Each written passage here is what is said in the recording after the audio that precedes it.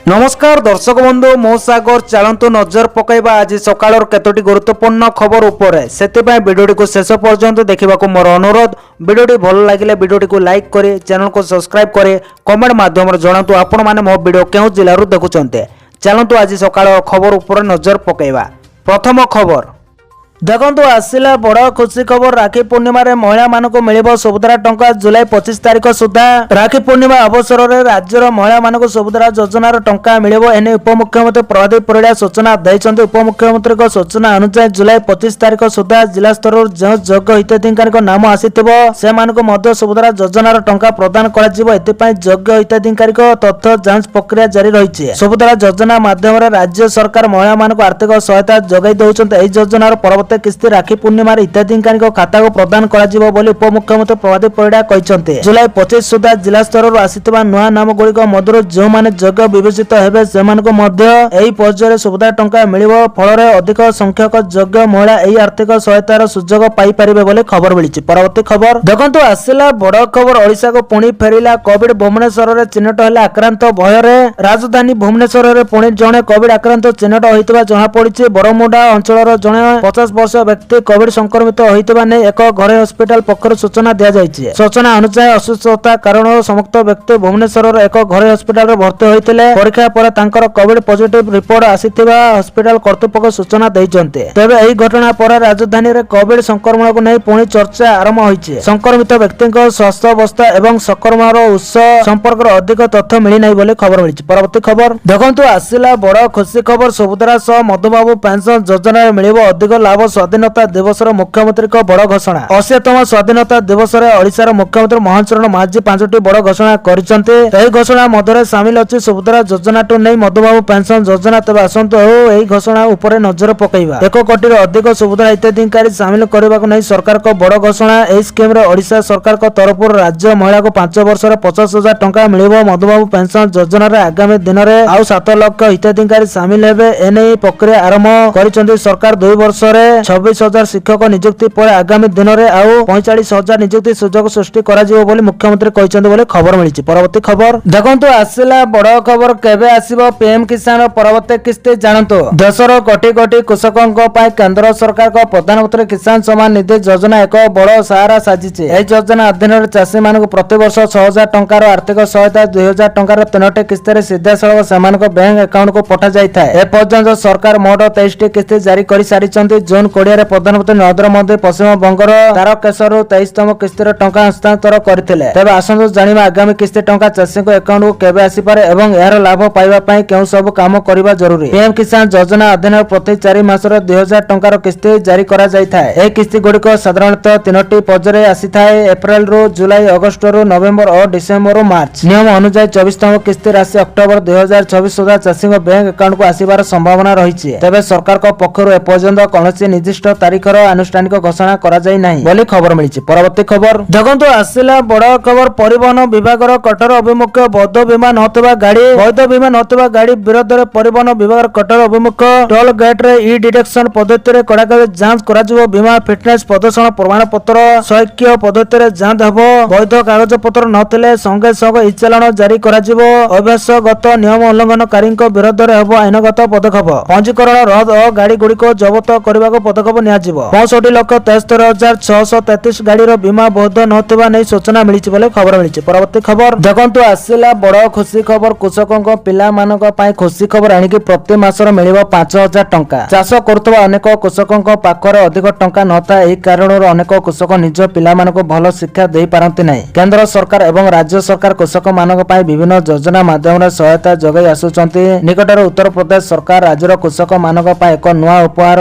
घोषणा करिसंते। एही योजना अधीन रे कृषकक पुओ झियोंक पाठ पढ़ा पई दिया जाउतबा आर्थिक सहायतार वृद्धि करा जायछि। उत्तर प्रदेश सरकार मुख्यमंत्री कृषक छात्र वृद्धि योजनार राशि वृद्धि करी प्रति मास 5,000 टंका करबाको निष्पत्ति नैचंते। पूर्वर एही योजना अधीन रे मिलुतबा राशि 3,000 टंका थिला। सरकार को उद्देश्य होउछि कृषक परिवारर मेधावी पिला माने पाठ पढ़ा समय आर्थिक समस्यार सम्मुखीन न हुअन्तु एवं सेमाने निजर शिक्षा को आगो को बढ़ाई पारंतु बोले खबर मिलिछि। परवर्ती खबर देखंतु आसिला बड़ खुशी खबर। खबर पीजी छात्र छात्री को मासक 10,000 देवे सरकार। राज्य में कृषि शिक्षा और गवेषणा को अधिक सुदृढ़ करने लक्ष्य राज्य सरकार पक्षर ओडिशा कृषि और वैषयिक विश्वविद्यालय OUAT रो पीजी और पीएचडी छात्र छात्री मासिक स्टाइपेंड बा भत्ता घोषणा करा जायछि। पीजी छात्र छात्री को मासिक 2 वर्ष पर्यंत 10,000 एवं पीएचडी गवेषकों को 3 वर्ष जाए मासिक 15,000 टंका भत्ता प्रदान करा जिवो। उप मुख्यमंत्री तथा कृषि और कृषक सशक्तिकरण मंत्री कनक बंधन सिंहदेव विशेष प्रचेष्टार एही निष्पत्ति निया जायतिबा विश्वविद्यालय पक्षर सूचना दिया जायछि बोले खबर मिलिछि। परवर्ती खबर देखंतु आसिला बड़ खबर। रास्तार गाड़ी जीव हेले दुर्घटना कमिबो। जदि दुर्घटना हेला जीवन एमिति रास्ता बनैबे सरकार। रास्ता एवं लोकंक सुरक्षा नै सरकार को भारी चिंता। सरकार एमिति रास्ता करबे दुर्घटना कमि जीव। दुर्घटना हेले भी जीवन बंची जीव। जीरो फाटालिटी लक्ष्य नुआ रोड सेफ्टी नीति ग्रहण करिसंती राज्य सरकार। एते ब्रह्मपुर समेत 3 शहर रे हेबो वैषयिक कर्मशाला। सड़क दुर्घटना को संपूर्ण रोकिबा सबुबेले संभव नुहे, किंतु दुर्घटना घटिले मध्य जेपरि जीवन हानि न हुए सेहि भली सड़क निर्माण दिगरे ओडिशा सरकार एबे पदक्षेप नउछन्ते। दुर्घटनार प्रभाव को कमाई पारुतबा एवं दुर्घटना पर तुरंत जीवन रक्षा सहायता मिली पारुतबा सड़क व्यवस्था गढ़ी तोलिबाको राज्य सरकार योजना करिसंते। एही लक्ष्य को सामने रखी जीरो फाटालिटी बा शून्य मृत्यु सड़क व्यवस्था पय एक व्यापक कार्य योजना प्रस्तुत होईछि बोले खबर मिलिछि। परवर्ती खबर देखंतु आसिला बड़ खुशी खबर। प्रतिश्रुति पूर्ण कले विजय प्रथम बजट रे बड़ घोषणा। महिला मानकर बल्ले बल्ले एही राज्य सरकार को बड़ घोषणा। महिला को मिलिबो सुना कॉइन। तमिलनाडु रो विजय सरकार 2024-27 बजट रे महिला मानक पय बड़ उपहार घोषणा करिसंते। बजट रे बदर्स गिफ्ट स्कीम अधीन रे महिला मानक 8 ग्राम रे एक सुना मुद्रा एवं रेशम साड़ी प्रदान योजना पय 812 कोटी टंकार प्रस्ताव रखा जायछि। मुख्यमंत्री विजय विधानसभा निर्वाचन इस्ताहार रे महिला मानक एही उपहार देवार प्रतिश्रुति दैथिले। एबे 2024-27 बजट रे सही प्रतिश्रुति को कार्यकारी करबा पय औपचारिक घोषणा करा जायछि बोली खबर मिलिछि। परवर्ती खबर देखंतु आसिला बड़ खुशी खबर। शिक्षक नियुक्ति ने मोहन कले बड़ घोषणा। एते जन को मिलिबो चाकरी। भुवनेश्वर महात्मा गांधी मार्ग रे 80तम स्वाधीनता दिवस अवसर रे तिरंगा पताका उत्तोलन कले मुख्यमंत्री। स्वाधीनता दिवस अवसर रे ओडिशावासी और देशवासी को शुभेच्छा जणाइबा सह स्वाधीनता संग्रामी को त्याग और बलिदान को स्मरण करिसंते मुख्यमंत्री मोहन चरण माझी। से कहिसंते भारतर स्वाधीनता संग्राम केवल ब्रिटिश शासन विरोध रे लड़ाई नथिला, यह थिला राष्ट्र गठनर प्रथम पाहाच। मुख्यमंत्री को अनुसार प्राथमिक शिक्षा को मजबूत करबा पई 22टी गोदावरी मिश्र आदर्श प्राथमिक विद्यालय निर्माण कराजिबो। एहा सह गत 2 वर्ष 26,000 शिक्षक शिक्षयित्री नियुक्त होइतबा और आगामी दिन रे आउ 45,000 शिक्षक नियुक्ति पई प्रक्रिया आरंभ होइतबा से दाबी करथिले। युवा वर्ग को सरकारी चाकरी रे अधिक सुযোଗ देबा पई सर्वाधिक बयस सीमा 32 ରୁ 22 वर्ष को वृद्धि करा जायतिबा मुख्यमंत्री कहिथिले। एहा सह ओडिशा सिविल सर्विस परीक्षा थिबा सर्वाधिक 6टी सुযোଗ सीमा हटाइबा को घोषणा करा जायछि। एणिकि निर्धारित सर्वोच्च बयस सीमा पर्यंत प्रार्थी माने परीक्षा देई पारिबे बोली मुख्यमंत्री मोहन चरण माझी कहिसंती। शिल्प क्षेत्र निवेश नै मध्य मुख्यमंत्री तथ्य रखिसंती। तांको कहिबा अनुसार गत 2 वर्ष रे 21 लाख कोटी टंकार निवेश प्रस्ताव आसीथिबा बेले 10 लाख कोटी टंकार 453टी शिल्प प्रकल्प को मंजूरी मिलिछि। सेतिरु 3.5 लाख कोटी टंकार 152टी प्रकल्पर उद्घाटन किमा शिलान्यास होइतिबा से कहिथिले। एही प्रकल्प गुड़िक मध्य 2.5 लाख युवक युवतींग पई नियुक्ति सुযোଗ सृष्टि होइतिबा मुख्यमंत्री कहिथिले। आगामी 1 ରୁ 2 वर्ष मध्य अति कम रे 3 लाख एवं 5 वर्ष मध्य 20 लाख नियुक्ति सुযোଗ सृष्टि लक्ष्य रखिथिबा से कहिथिले। ओडिशा युवक युवतींग राज्य भितर रोजगार जोगाइबा ऊपर सरकार गुरुत्व देउतिबा से कहिथिले। विशेष करी टेक्सटाइल और अपारेल क्षेत्र रे नुआ शिल्प प्रतिष्ठा द्वारा महिलांक समेत दक्ष कारीगर माने ओडिशा रे रोजगार पाई परिबे बोले खबर मिलिछि। परवर्ती खबर देखंतु आसिला बड़ खुशी खबर। सौरांचल गरीबों को मिलिबो घर 1615 कोटी व्यय रे आरंभ होबो योजना। सौरांचल गरीब को घर जोगाइबा को 1615 कोटी टंकार व्यय बराद राज्य सरकार आरंभ करबे। PMAYU बंधु योजना 5 वर्ष रे 40,000 घर निर्माण लक्ष्य। सौरांचल रे बास करतबा गरीबों को 2029 मसिया सुधा पक्का घर पाई केंद्र सरकार PMAYU 2.0 रे आर्थिक सहायता जोगाइबे, किंतु याको आहुरी गतिशील करे अधिक लोकों को सुलभ घर भड़ा घर निर्माण पाई पारिश्रमिक जोगाइबो। ऋण उपर सुध छाड़ भली सुविधा जोगाइबा पाई राज्य सरकार निजस्व योजना प्रधानमंत्री आवास योजना सौरांचल बंधु आरंभ करिवे। एतिरे 2 वर्ष रे 1615 कोटी टंका खर्च हेबाको थिबा बेले एही योजना रे 5 वर्ष रे 30,000 सुलभ घर निर्माण 10,000 सुलभ भड़ा गृह एवं ट्रांजिट हाउस निर्माण होबो। गृह निर्माण और नगर उन्नयन विभाग एही प्रस्ताव को आज राज्य कैबिनेट अनुमोदन करिছে। आगको पौर निर्वाचन थिबा बेले राज्य सरकार एही योजना माध्यम सौरांचल गरीबों को मुंड को छात दे सेमानक मन जिणिबा को योजना करिसंती बोले खबर मिलिछि। परवर्ती खबर देखंतु आसिला बड़ खुशी खबर दिल्ली महिला बड़ खबर लक्ष्मी योजन मिल मासक 2500 टंका। दिल्ली महिला बड़ खबर प्रति मास मिल 2500 टंकार आर्थिक सहायता। दिल्ली लक्ष्मी योजना अधीन योग्य महिला माने पाइबे एही सुविधा। आरंभ होइছে आवेदन प्रक्रिया। दिल्ली सरकार को नुआ योजना दिल्ली लक्ष्मी योजना को नहीं महिला मध्य बढ़ी उत्साह। एही योजना योग्य महिला को प्रति मास 2500 टंका आर्थिक सहायता दियाजिबो। योजनार लाभ पाइबा पई महिला को ऑनलाइन माध्यम आवेदन करबाको पड़िबो। एथिपई आवेदन पोर्टाल आरंभ करा जायछि। रजिस्ट्रेशन पर आवश्यक तथ्य और दस्तावेज दे आवेदन प्रक्रिया पूर्ण करिहबो। एही योजना पई किछि योग्यता नियम मध्य रहिछि। दिल्ली रो स्थायी बासिंदा और निर्दिष्ट आय सीमा मध्य थिबा महिला माने एहार लाभ पाई परिबे। बयस सीमा सह अन्य किछि शर्त मध्य निर्धारण करा जायछि। आवेदन पई आधार कार्ड, बैंक खाता संबंधित तथ्य और अन्य आवश्यक दस्तावेज दरकार होई पारे। किछि रिपोर्ट अनुसार आवेदन समय अतिरिक्त दस्तावेज मध्य चाहिए पारे। सरकार को उद्देश्य होछि आर्थिक भाव दुर्बल वर्गर महिला को सहायता जोगाई सशक्त करबा बोले खबर मिली। परवर्ती खबर देखंतु आसिला बड़ खुशी खबर। कथा दे कथा रखुछ नियुक्ति मेला मुख्यमंत्री को बड़ घोषणा। स्वच्छता और दक्षतार सह नियुक्ति प्रक्रिया चली। 16तम नियुक्ति मेला आज 9टी विभाग 1326 जन को नियुक्ति दिया जाउछि। याको मिसाई 16टी नियुक्ति मेला मोट 45,408 जन नियुक्ति पाई सारिथिबा मुख्यमंत्री कहिसंते। कथा दे कथा रखिबा आम सरकार बोली कहवा सह राज्यर विकास और युव नियुक्ति उपरे सरकार गुरुत्व दउतबा कहिसंते। मिशन पावर जरिया 2027 डिसेंबर सुधा पंचायतर सबु घरे पानी जल पहुंचाइबार लक्ष्य रही। राज्यर वर्तमान 14टी सरकारी मेडिकल कॉलेज थिबा बेले मेडिकल सेट संख्या 1800 को वृद्धि पाइছে। ढेंकानाल, भद्रक, जगदीशपुर और नगरमपुर रे नया मेडिकल कॉलेज खोलिबाको योजना रही। शिल्पायन जरिया अधिक युवक को नियुक्ति देवा सरकार को लक्ष्य बोली कहिसंते मुख्यमंत्री। नवनियुक्त अधिकारी को लोकंक समस्या शुणी तुरंत समाधान करने परामर्श देवा सह दुर्नीति विरोध में शून्य सहनशीलता नीति अपनाइबाको आह्वान देइचंते बोली खबर मिली। परवर्ती खबर देखंतु आसिला बड़ खुशी खबर। देशर कोटी कोटी चाषी बड़ खबर। आउ 5 वर्ष वृद्धि पाइला पीएम किसान योजना। देशर कोटी कोटी चाषी केंद्र सरकार एक बड़ आश्वस्तिकर घोषणा करिसंते। केंद्रीय कैबिनेट प्रधानमंत्री किसान सम्मान निधि योजना को आगामी 5 वर्ष पर्यंत जारी रखिबाको मंजूरी प्रदान करिसंते। एबे एही योजना आर्थिक वर्ष 2024-27 रो 2023-31 पर्यंत लागू रहिबो। सरकार एही योजना पाई 3.15 लाख कोटी टंकार अधिक बजेट प्रस्तावित करिसंते। जहा द्वारा योग्य चाषी मानक पूर्व पर आर्थिक सहायता मिलवा जारी रहिबो। पीएम किसान योजना अधीन रे योग्य चाषी परिवार गुडी को प्रति वर्ष 6000 टंकार आर्थिक सहायता जोगाई दिया जाउछि। एही राशि 2000 टंकार 3टी समान किस्ती रे सीधा सड़क चाषी को बैंक अकाउंट को डायरेक्ट बेनिफिट ट्रांसफर माध्यम रे पठा जाय थाए। फसल चक्र को आखि आगर रखी एही किस्ती गुडीकर समय निर्धारण करा जायछि। जहा द्वारा चाषी मानक बुणा बुणी एवं चाष प्रस्तुति समय ठीक समय आर्थिक सहायता मिल पारिबो बोली खबर मिली। परवर्ती खबर देखंतु आसिला बड़ खबर। महिला और नाबालिका चालाण रखिबा को नूतन सकाळ नीति आनिबे सरकार। राज्य रे महिला और नाबालिका चालाण रखिबा पई ओडिशा सरकार एक बड़ पदक्षेप नेबा को जाउचंते। नूतन सकाळ नाम रे एक खसळा नीति प्रस्तुत होईछि। सरकार को लक्ष्य होछि चालाण को पूर्व रखिबा, पीड़ितों को उद्धार करी सुरक्षा देबा, पुनर्वास करबा एवं दोषी को विरोध रे कड़ा आईनगत कार्यानुष्ठान करबा। सरकार तथ्य अनुसार 2021 ରୁ 2023 मध्य राज्य में प्राय 3900 जन मानव चालाण पीड़ित चिन्हट होइछन्ते। एही चिंताजनक स्थिति को दृष्टि रखी नुआ नीति अणा जाउछि बोली खबर मिली। परवर्ती खबर देखंतु आसिला बड़ खबर। राम मंदिर रे बंद हैला वीआईपी पास व्यवस्था। धाड़ी रे आसी दर्शन करिवे समस्त श्रद्धालु। अयोध्या राम मंदिर रे श्रद्धालु को सुविधा को ध्यान रखे राम जन्मभूमि तीर्थ क्षेत्र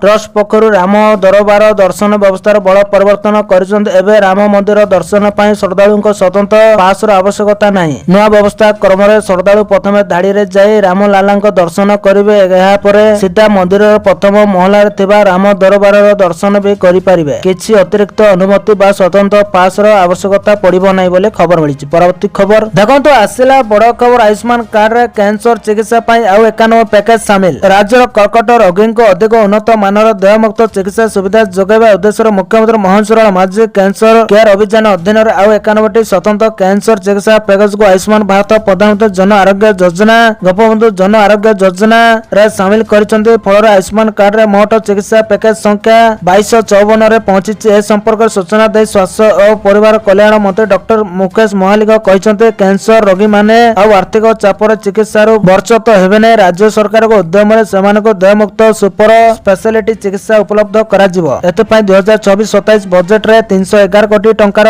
प्रावधान करा जायतिबा बेले सचेतनता mobile camps digital hub and spoke model और मागणा यातायात सुविधा पाए ए अर्थ व्यय करा जिवो बोले खबर मिली। परवर्ती खबर देखंतु आसिला बड़ खबर। जणे शिक्षक थिबा स्कूल रे हेबो शिक्षक नियुक्ति जिलापाल मानक गणशिक्षा विभागर निर्देश जड़े शिक्षक थिबा स्कूल रे तुरंत शिक्षक नियुक्ति पाई निर्देश शिक्षा अधिकार आईन रो पालन पाई कड़ा निर्देश तुरंत अतिरिक्त शिक्षक नियोजन करने को स्कूल और गणशिक्षा विभाग समस्त जिलापाल को कड़ा निर्देश देइछे। शिशुक मागणा और बाध्यतामूलक शिक्षा अधिकार आईन अनुसार प्रत्येक प्राथमिक विद्यालय न्यूनतम शिक्षक संख्या और निर्धारित शिक्षक छात्र अनुपात सुनिश्चित करने विभाग यही पदक्षेप नहीं कार्य को सर्वाधिक गुरुत्व दे एक मास मध्य संपूर्ण करने को कहुई खबर मिली। परवर्ती खबर देखो आसला बड़ खबर स्वास्थ्य मंत्री को बड़ घोषणा 2000 को वृद्धि पाइब डाक्टरी सीट राज्य में स्वास्थ्य सेवा को लोक निकटतर करने और डाक्टर अभाव पूरण करने को सरकार गुरुत्व दौरान यही क्रम भाजपा सरकार क्षमता को आसवा पर डाक्टरी सीट संख्या वृद्धि को गुरुत्व दौरान गत 2 वर्ष 300 सीट वृद्धि पाई राज्य में एमबीबीएस पाठ्यक्रम सीट संख्या 1800 रे पहुंची बेले चलित वर्ष यही संख्या 2000 को वृद्धि करने लगे आशा करा स्वास्थ्य मंत्री डॉक्टर मुकेश महालिक कहते स्वास्थ्य मंत्री डॉक्टर महालिक कहते गत 2 वर्ष ओडिशा को 3टी मेडिकल कॉलेज 100 लेखाएं सीट रे एमबीबीएस पाठ्यक्रम नाम लेखा अनुमति मिली खबर मिली। परवर्ती खबर देखो आसला बड़ खुशी खबर सरकार को मास्टर प्लान शिक्षा सह मिल चिकेन बिरियानी आउ स्कूल छाड़बेनी छात्र छात्री तमिलनाडु सरकार को मिड डे मिल योजना एक बड़ परिवर्तन देखा मिल पाए। राज्यर स्कूल शिक्षा मंत्री राजमोहन कहते सरकार छात्र छात्री को सप्ताह गोटे दिन चिकेन बिरियानी परसिबा विचार करुछंती। एही संपर्क में एक प्रस्ताव मुख्यमंत्री श्री जोसेफ विजय निकट को पठा जायछि एवं से यह उपर विचार करुछंती। राजमोहन बुधवार सांबादिक मानक सह कथबार्ता समय कहिथिले जे तमिलनाडुर मध्याह्न भोजन योजना समय अनुसार अनेक परिवर्तन दे गति करिछि। से जणाइथिले जे जस्टिस पार्टी प्रथमे भोजन योजना आरंभ करथिला या परे कामराज सरकार याको मध्याह्न भोजन योजना रूप देइथिले परे करुणा निधि एतिरे अंडा शामिल करथिले। एमजी रामचंद्रन याको पौष्टिक भोजन योजना परिणत करथिले एवं परवर्ती समय जयललिता सरकार प्रति सप्ताह अंडा देवार व्यवस्था आरंभ करथिले बोली खबर मिली। परवर्ती खबर देखंतु आसिला बड़ खुशी खबर दुर्गा पूजा पूर्व सरकारी कर्मचारी को डबल उपहार 20% अतिरिक्त डीएस आगुआ मिलिबो दरमा। पश्चिम बंग सरकार कर्मचारी मानक एक बड़ खुशी खबर राज्य सरकार घोषणा करछन्ते जे दुर्गा पूजा पूर्व कर्मचारी मानक अक्टोबर मासर 20% अतिरिक्त महंगा भत्ता डे मिलिबो। एतिକି नुहे दुर्गा पूजा आरंभ हेबा पूर्व अक्टोबर मासर दरमा मध्य कर्मचारी मानक अकाउंट को पठा जिवो। एही निष्पत्ति द्वारा पर्व प्रवाणी समय कर्मचारी मानक आर्थिक आश्वस्ति मिलिबो बोली आशा करा जाउछि। पश्चिम बंगर मुख्यमंत्री शुभेंदु अधिकारी कोलकाता रे अवस्थित पश्चिम बंग पुलिस मुख्यालय भवानी भवन रे आयोजित एक कार्यक्रम रे घोषणा करछन्ते। से कहछन्ते जे अर्थमंत्री एवं अर्थ सचिव को निर्देश दिया जायछि जे अक्टोबर मासर दरमा दुर्गा पूजा पूर्व जारी करा जाउ। या सहित पूजा मासरे कर्मचारी मानक 20% अतिरिक्त महंगा भत्ता मध्य दिया जाउ बोली खबर मिली। परवर्ती खबर देखंतु आसिला बड़ खुशी खबर सरकार को बड़ सूचना बढ़िबो अंगनवाड़ी कर्मी को दरमा जानतु केते। राज्यर अंगनवाड़ी कर्मी और सहायिका मानक पई एक बड़ खुशी खबर आसीबार संभावना रहिछि। राज्य सरकारी स्तर रे सेमानक दरमा वृद्धि नै चिंता करा जाउछि। जन्म ठारू आरंभ करी जुई पर्यंत प्रत्येक क्षेत्र रे अंगनवाड़ी कर्मी को भूमिका अत्यंत गुरुत्वपूर्ण। सेमानक विभिन्न समस्यार समाधान पई राज्य सरकार संपूर्ण जत्नवान थिबा कथा उपमुख्यमंत्री प्रदीप पड़िया प्रकाश करछन्ते। आगामी विधानसभा अधिवेशन रे सरकार एही प्रसंग रे एक बड़ धरणर घोषणा करि पारन्ते बोली उपमुख्यमंत्री सूचना दैछन्ते। एही समावेश घोषणा सेमानकर मासिक मान्यता किमा दरमा वृद्धि संक्रांत रे होई पारे बोली चर्चा जोर धरिछि। कर्मी माने दरमा 18,000 टंका को वृद्धि करबा पई दाबी जणै आसुछन्ते। तथापि सरकारी सूत्रर मिलितबा सूचना अनुसार अंगनवाड़ी कर्मी दरमा 15,000 टंका को वृद्धि करा जाई पारे। सहायिका दरमा 12,000 टंका करबा को योजना चालिथिबा नै राज्यर राजनैतिक महल रे बेस आलोचना होछि बोले खबर मिलिछि। परवर्ती खबर देखंतु आसिला बड़ खुशी खबर पुरी रे 25टा अब समुद्र पर्यटन टर्मिनाल पारादीप दीघा विशाखापट्टनम को चलिबो जहाज। पर्यटन शहर पुरी रो विकास पई राज्य सरकार एक बड़ पदक्षेप हाथ को नैछन्ते। एणिकी पुरी बेलाभूमि रे केवल समुद्र लहड़ी नुहे बरं सैकेन क्रूज जहाज रो मजा नै पारिबे पर्यटक। पुरी रे एक आधुनिक समुद्र पर्यटन टर्मिनाल 25टा हेबाकू जाउछि। एही टर्मिनाल जरिया रे पुरी रो पारादीप पश्चिम बंगर दीघा आंध्र प्रदेश रो विशाखापट्टनम एवं अंडमान निकोबर द्वीपपुंज को यात्रीवाही जहाज चलाचल करिबो। पर्यटन क्षेत्र को अधिक समृद्ध करबा सह विदेशी पर्यटन को आकृष्ट करबा पई सरकार एही मास्टर प्लान प्रस्तुत करिसन्ते बोले खबर मिलिछि। परवर्ती खबर देखंतु आसिला बड़ खबर नेट पीजी 2024 पई कड़ा सुरक्षा एथर गोटे पर्याय परीक्षा। नेट पीजी 2024 परीक्षा को स्वच्छ निरपेक्ष और परीक्षार्थीଙ୍କ पई सुविधाजनक करबा निमंत्रण केंद्र सरकार व्यापक परिवर्तन करिसन्ते। अगस्त 30 तारिख रविवार सकाळ 9टा अपराह्न 12:30 पर्यंत सारा देश रे गोटे पर्याय कंप्यूटर भित्तिक परीक्षा हेबो। परीक्षार्थी सकाळ 7टारू केंद्र প্রবেশ অনুমতি মিলিব এবং 8:30 প্রবেশ দ্বার বন্ধ করে দিয়াଯିବ বলে খবর মিলিছে। পরবর্তী খবর দেখন্তু আসিলা বড় খুশি খবর। প্রতি গাঁরে তৈরি হব গোবর গ্যাস প্লান্ট গোবর্ধন যোজনা কু কেন্দ্র ক্যাবিনেটর মঞ্জুরি। কেন্দ্রীয় ক্যাবিনেট বৈঠকରେ গুরুবার দুইটি বড় নিষ্পত্তি নিয়াଯାଇଛି ଯାହାର ସିଧାସଳଖ ପ୍ରଭାବ ଭାରତର ଅର୍ଥନୀତି ଉପରେ ପଡ଼ିବ। ପ୍ରଥମ ନିଷ୍ପତ୍ତି ହେଉଛି ଗୋବର୍ଦ୍ଧନ ଜାତୀୟ ଯୋଜନାକୁ ମଞ୍ଜୁରୀ, ଯାହା ମାଧ୍ୟମରେ ଦେଶରେ ବାୟୋଗ୍ୟାସ ଉତ୍ପାଦନ ଏବଂ ବଣ୍ଟନକୁ ବଳ ପ୍ରୋତ୍ସାହନ ମିଳିବ। ଦ୍ୱିତୀୟ ନିଷ୍ପତ୍ତି ହେଉଛି ପୂର୍ବାଞ୍ଚଳର ଭିତ୍ତିଭୂମି ବିକାଶ ସହ ଜଡ଼ିତ। ସରକାର ଆସାମରେ 4 ଲେନ୍ ବିଶିଷ୍ଟ ଜାତୀୟ ରାଜପଥ ନିର୍ମାଣକୁ ଅନୁମୋଦନ ଦେଇଛନ୍ତି। ଦେଶରେ ବାୟୋଗ୍ୟାସ ଉତ୍ପାଦନକୁ ନୂଆ ଗତି ଦେବା ଉଦ୍ଦେଶ୍ୟରେ କେନ୍ଦ୍ର ସରକାର 23,731 କୋଟି ଟଙ୍କାର ଗୋବର୍ଦ୍ଧନ ଜାତୀୟ ଯୋଜନାକୁ ଅନୁମୋଦନ କରିଛନ୍ତି। ଏହି ଯୋଜନା 2024-27ରୁ 2035-36 ପର୍ଯ୍ୟନ୍ତ କାର୍ଯ୍ୟକାରୀ କରିବା। ଏହାର ମୁଖ୍ୟ ଲକ୍ଷ୍ୟ ହେଉଛି ଗୋବର ଫସଲର ଅବଶିଷ୍ଟ ସରଳ ଜୈବିକ ବର୍ଜ୍ୟବସ୍ତୁ ଓ ଅନ୍ୟାନ୍ୟ ବାୟୋମାସରୁ କମ୍ପୋଷ୍ଟ ବାୟୋଗ୍ୟାସ ଉତ୍ପାଦନ କରି ପରିବେଶ ଅନୁକୂଳ ଶକ୍ତିକୁ ପ୍ରୋତ୍ସାହନ ଦେବା ବୋଲି ଖବର ମିଳିଛି। ପରବର୍ତ୍ତୀ ଖବର ଦେଖନ୍ତୁ ଆସିଲା ବଡ଼ ଖୁସି ଖବର। ସରିଲା ମୁଖ୍ୟମନ୍ତ୍ରୀଙ୍କ 2 ଦିନିଆ ଦିଲ୍ଲୀ ଗସ୍ତ। ରାଜ୍ୟକୁ ଆସିବ 67,000 କୋଟି ଟଙ୍କାର ପୁଞ୍ଜିନିବେଶ। ମୁଖ୍ୟମନ୍ତ୍ରୀ ମୋହନ ଚରଣ ମାଝୀଙ୍କ ନେତୃତ୍ୱରେ ଓଡ଼ିଶା ସରକାରଙ୍କ 2 ଦିନିଆ ଦିଲ୍ଲୀ ଏନ୍ସିଆର ଶିଳ୍ପ ସମ୍ପର୍କ ଅଭିଯାନ ଶେଷ ହୋଇଛି। ଏହି ଅଭିଯାନର ରାଜ୍ୟକୁ ମୋଟ 67,392 କୋଟିର ନିବେଶ ପ୍ରସ୍ତାବ ମିଳିଥିବା ବେଳେ ଏହାଦ୍ୱାରା 54,135ଟି ନିଯୁକ୍ତି ସୃଷ୍ଟିର ସମ୍ଭାବନା ରହିଛି। ସଫଳ ଓଡ଼ିଶା ଫୁଡ୍ ପ୍ରୋ 2026 ପରେ ଆୟୋଜିତ ଏହି ଶିଳ୍ପ ଅଭିଯାନରେ ବିଭିନ୍ନ ଶିଳ୍ପ ସଂସ୍ଥାର ମୁଖ୍ୟମାନଙ୍କ ସହ ମୁଖ୍ୟମନ୍ତ୍ରୀ ଏକାଧିକ 1-to-1 ବୈଠକ କରିଛନ୍ତି ବୋଲି ଖବର ମିଳିଛି। ପରବର୍ତ୍ତୀ ଖବର ଦେଖନ୍ତୁ ଆସିଲା ବଡ଼ ଖବର। ଆବାସ ଯୋଜନାକୁ ନେଇ ଅସନ୍ତୋଷ, ପୂର୍ବ ସରକାରକୁ ଟାର୍ଗେଟ କଲେ ପଞ୍ଚାୟତ ରାଜ୍ୟମନ୍ତ୍ରୀ। ଆବାସ ଯୋଜନାକୁ ନେଇ ପୂର୍ବ ସରକାରକୁ ଟାର୍ଗେଟ କରିଛନ୍ତି ପଞ୍ଚାୟତ ରାଜ୍ୟମନ୍ତ୍ରୀ ରବି ନାରାୟଣ ନାୟକ। ପୂର୍ବ ସରକାର ଆବାସ ଯୋଜନାରେ ସମସ୍ତ ଘର ଯୋଗାଇ ଦିଆଯାଉଥିବା ନେଇ ଭୁଆଁ ବୁଲାଉଥିଲେ ବୋଲି କହିଛନ୍ତି ମନ୍ତ୍ରୀ। ମନ୍ତ୍ରୀ କହିଛନ୍ତି ବାସ୍ତବ ସ୍ଥିତି ପୁରା ଭିନ୍ନ। ବର୍ତ୍ତମାନର ସରକାର ଆବାସ ଯୋଜନା ପ୍ରକୃତ ହିତାଧିକାରୀଙ୍କୁ ଚିହ୍ନଟ କରିବା ପାଇଁ ସର୍ଭେ କରୁଛନ୍ତି। ଏପର୍ଯ୍ୟନ୍ତ ପ୍ରାୟ 37 ଲକ୍ଷ ଲୋକଙ୍କର ସର୍ଭେ କରାଯାଇଛି। ସେଥିମଧ୍ୟରୁ 20 ଲକ୍ଷ ଲୋକଙ୍କୁ ଆବାସ ଘର ଯୋଗାଇ ଦିଆଯିବ ବୋଲି ମନ୍ତ୍ରୀ କହିଛନ୍ତି। ସେହିପରି ଅନ୍ତର୍ଦୟ ଯୋଜନାରେ 2.5 ଲକ୍ଷ ଲୋକଙ୍କୁ ଘର ଯୋଗାଇ ଦିଆଯିବ। ସେହିପରି ଅନ୍ତର୍ଦୟ ଯୋଜନାରେ 2.5 ଲକ୍ଷ ଲୋକଙ୍କୁ ଘର ଦିଆଯାଇଛି ଏବଂ ଆଗକୁ ଆହୁରି 5 ଲକ୍ଷ ଲୋକଙ୍କୁ ଘର ଯୋଗାଇ ଦିଆଯିବ ବୋଲି ସୂଚନା ଦେଇଛନ୍ତି ରବି ନାୟକ। ଗ୍ରାମାଞ୍ଚଳର ଭୂମିହୀନ ଲୋକଙ୍କ ପାଇଁ 4 ଡିସିମିଲ ଜମି ଦେବାର ବ୍ୟବସ୍ଥା ରହିଛି। ତେବେ ସହରାଞ୍ଚଳର ଭୂମିହୀନ ଲୋକଙ୍କୁ ପ୍ଲାଟ ଯୋଗାଇ ଦିଆଯିବ ବୋଲି ପଞ୍ଚାୟତ ରାଜ୍ୟମନ୍ତ୍ରୀ କହିଛନ୍ତି ବୋଲି ଖବର ମିଳିଛି। ପରବର୍ତ୍ତୀ ଖବର ଦେଖନ୍ତୁ ଆସିଲା ବଡ଼ ଖବର। ଚାଷୀଙ୍କ ପାଇଁ ବଡ଼ ଖବର। ମହଜୁଦ ଅଛି 2.37 ଲକ୍ଷ ଟନ୍ ସାର। ରାଜ୍ୟରେ ସାରକୁ ନେଇ ଚାଷୀଙ୍କ ଚିନ୍ତା ଭିତରେ ସରକାରଙ୍କ ପକ୍ଷରୁ ଆସିଛି ବଡ଼ ସୂଚନା। ରାଜ୍ୟରେ ମୋଟ 2,70,202 ଟନ୍ ସାର ମହଜୁଦ ରହିଛି। ସେଥିରୁ 2,06,368 ଟନ୍ ସାର ଫ୍ୟାକ୍ସ ବା PACS କୁ ଯୋଗାଇ ଦିଆଯାଇଛି। ସେହିପରି 1,426 ଟନ୍ ସାର ଡିଲର ମାନଙ୍କୁ ଦିଆଯାଇଥିବା ବେଳେ ଏବେ ରାଜ୍ୟରେ ପ୍ରାୟ 29,000 ଟନ୍ ସାର ଷ୍ଟକ୍ ରହିଛି। ସାରର କଳାବଜାରୀ ଓ ନକଲି ସାର ବିକ୍ରି ରୋକିବା ପାଇଁ ରାଜ୍ୟ ଓ ଜିଲ୍ଲା ସ୍ତରରେ ଏନଫୋର୍ସମେଣ୍ଟ ଟିମ୍ ଗଠନ କରାଯାଇଛି। ବିଭିନ୍ନ ସ୍ଥାନରେ ଯାଞ୍ଚ ସହ କଳାବଜାରୀ ଉପରେ ନଜର ରଖାଯାଇଛି। ଚାଷୀଙ୍କୁ ନିର୍ଦ୍ଧାରିତ ଦରରେ ସାର ଯୋଗାଇବା ଉପରେ ଗୁରୁତ୍ୱ ଦିଆଯାଉଛି। କଳାବଜାରୀ କିମ୍ବା ନକଲି ସାର ବିକ୍ରି ଧରାପଡ଼ିଲେ ସମସ୍ତଙ୍କ ବିରୋଧରେ କଠୋର କାର୍ଯ୍ୟାନୁଷ୍ଠାନ ନିଆଯିବ ବୋଲି ଖବର ମିଳିଛି। ପରବର୍ତ୍ତୀ ଖବର ଦେଖନ୍ତୁ ଆସିଲା ବଡ଼ ଖୁସି ଖବର। ରାଜ୍ୟ କ୍ୟାବିନେଟରେ 11ଟି ଗୁରୁତ୍ୱପୂର୍ଣ୍ଣ ପ୍ରସ୍ତାବରେ ବାଜିଲା ମୋହର। ରାଜ୍ୟ କ୍ୟାବିନେଟ ବୈଠକ 6ଟି ବିଭାଗର 11ଟି ପ୍ରସ୍ତାବକୁ ମଞ୍ଜୁରୀ ମିଳିଛି। ଜଳସେଚନ ପାଇଁ 673 କୋଟି ପ୍ରକଳ୍ପକୁ ମଞ୍ଜୁରୀ। 5 ଜିଲ୍ଲାର 23,974 ହେକ୍ଟର ଜମିକୁ ପାଣି ମାଡ଼ିବ। ବାଲେଶ୍ୱର, ଗଜପତି, ରାୟଗଡ଼ା, ପୁରୀ, ଖୋର୍ଦ୍ଧା ଜିଲ୍ଲାର ଚାଷୀ ଉପକୃତ ହେବେ। ରାଜ୍ୟ ସରକାର 2036 ମସିହା ସୁଦ୍ଧା ସମସ୍ତ ଚାଷ ଜମିକୁ ଜଳସେଚନ ସୁବିଧା ଯୋଗାଇବାକୁ ଲକ୍ଷ୍ୟ ରଖିଛନ୍ତି। ବିଜେପି ସରକାର 2 ବର୍ଷ ତଳେ ଘୋଷଣା କରିଥିଲା 5 ବର୍ଷରେ ଅତିରିକ୍ତ 15 ଲକ୍ଷ ହେକ୍ଟର ଚାଷ ଜମିକୁ ଜଳସେଚିତ କରିବା। ଆଗକୁ ତ୍ରିସ୍ତରୀୟ ପଞ୍ଚାୟତ ନିର୍ବାଚନ ଥିବାରୁ ଚାଷୀଙ୍କ ମଧ୍ୟରେ ଯେପରି ଜମିକୁ ପାଣି ନାହିଁ ପ୍ରସଙ୍ଗ ରହିବନି, ସେଥିପାଇଁ ରାଜ୍ୟ ସରକାର ଜୋରଦାର ପ୍ରସ୍ତୁତି କରିଛନ୍ତି। ଏହାକୁ ନଜର ରଖି ଆଜି 4ଟି ଭିନ୍ନ ଭିନ୍ନ ପ୍ରକଳ୍ପରେ ଜଳସେଚନ ଓ ଭୂତଳ ପାଇପ୍ ଲାଇନ ବ୍ୟବସ୍ଥା ଦ୍ୱାରା ଜଳ ବିତରଣ ପାଇଁ 673 କୋଟି ଟଙ୍କାର ପ୍ରକଳ୍ପକୁ ଅନୁମୋଦନ କରିଛନ୍ତି। ଏଥିରେ 5ଟି ଜିଲ୍ଲାର ପ୍ରାୟ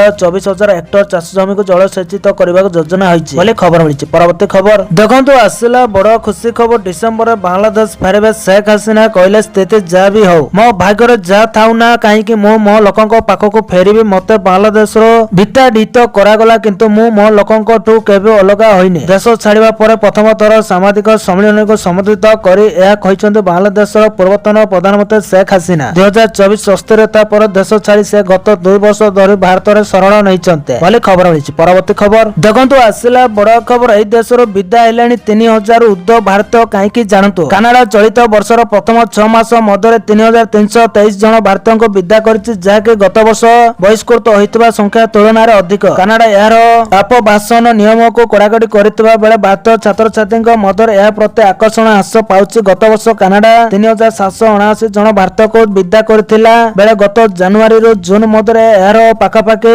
88% କୁ ବହିଷ୍କାର କରିଛି। ଏହି ଧାରା ଜାରି ରହିଲେ ଚଳିତ ବର୍ଷ କାନାଡାରୁ ଗତ 6 ବର୍ଷ ମଧ୍ୟରେ ସର୍ବାଧିକ ଭାରତ ବିତାଡ଼ିତ ହେବେ ବୋଲି ଖବର ମିଳିଛି। ପରବର୍ତ୍ତୀ ଖବର ଦେଖନ୍ତୁ ଆସିଲା ବଡ ଖବର। ଆସାମରେ ବନ୍ୟାର କରାଳ ରୂପ 100 ଟପିଲା ମୃତ୍ୟୁ ସଂଖ୍ୟା। ଆସାମରେ ବନ୍ୟାର କରାଳ ରୂପ 100ରୁ ଅଧିକ ମୃତ। ଉତ୍ତରପ୍ରଦେଶ ଓ ବିହାରରେ ମଧ୍ୟ ବର୍ଷା ନେଇ ପାଣିପାଗ ବିଭାଗର ସତର୍କତା ଜାରି। ଦେଶର ବିଭିନ୍ନ ରାଜ୍ୟରେ ପ୍ରାକୃତିକ ବିପର୍ଯ୍ୟୟ ଏବଂ ବର୍ଷାର ଭୟାବହତା ଜାରି ରହିଛି। ବିଶେଷ କରି ଆସାମରେ ବନ୍ୟା ପରିସ୍ଥିତି ଅତି ମର୍ମନ୍ତୁଦ ହୋଇପଡିଥିବା ବେଳେ ଉତ୍ତରପ୍ରଦେଶ, ବିହାର, କେରଳ, ଗୁଜରାଟ ଏବଂ ରାଜଧାନୀ ଦିଲ୍ଲୀରେ ମଧ୍ୟ ପାଗ ରହିଛି ଅତ୍ୟନ୍ତ ଖରାପ। ଆସାମରେ ଲଗାତାର ବର୍ଷା ଓ ବନ୍ୟା ଯୋଗୁଁ ଜନଜୀବନ ସମ୍ପୂର୍ଣ୍ଣ ଅସ୍ତବ୍ୟସ୍ତ ହୋଇପଡିଛି। ରାଜ୍ୟରେ ବନ୍ୟା ଜନିତ ମୃତ୍ୟୁ ସଂଖ୍ୟା 100 ଟପିଥିବା କୁହାଯାଉଛି ବୋଲି ଖବର ମିଳିଛି। ପରବର୍ତ୍ତୀ ଖବର ଦେଖନ୍ତୁ ଆସିଲା ବଡ ଖୁସି ଖବର। କେନ୍ଦ୍ର କ୍ୟାବିନେଟର ଗୁରୁତ୍ୱପୂର୍ଣ୍ଣ ନିଷ୍ପତ୍ତି। ଏହି ସବୁ ପ୍ରସ୍ତାବକୁ ମିଳିଲା ଅନୁମୋଦନ। ଶୁକ୍ରବାର ବସିଥିବା କେନ୍ଦ୍ର କ୍ୟାବିନେଟର ଗୁରୁତ୍ୱପୂର୍ଣ୍ଣ ନିଷ୍ପତ୍ତି ନିଆଯାଇଛି। ପିଏମ କିଷାନ ଯୋଜନା ଉପରେ ସରକାରଙ୍କ ବଡ ଘୋଷଣା କରିଛନ୍ତି। ମିଳିଥିବା ସୂଚନା ଅନୁଯାୟୀ ଆଉ 5 ବର୍ଷ ଯାଏଁ ପିଏମ କିଷାନ ଯୋଜନା ବଢାଇବାକୁ ନିଷ୍ପତ୍ତି ନିଆଯାଇଛି। 2030-31 ଯାଏଁ ପିଏମ କିଷାନ ଯୋଜନା ବଢିଲା। ମୋଟ ଆର୍ଥିକ ବ୍ୟୟ 3.15 ଲକ୍ଷ କୋଟି ଟଙ୍କା ହେବ।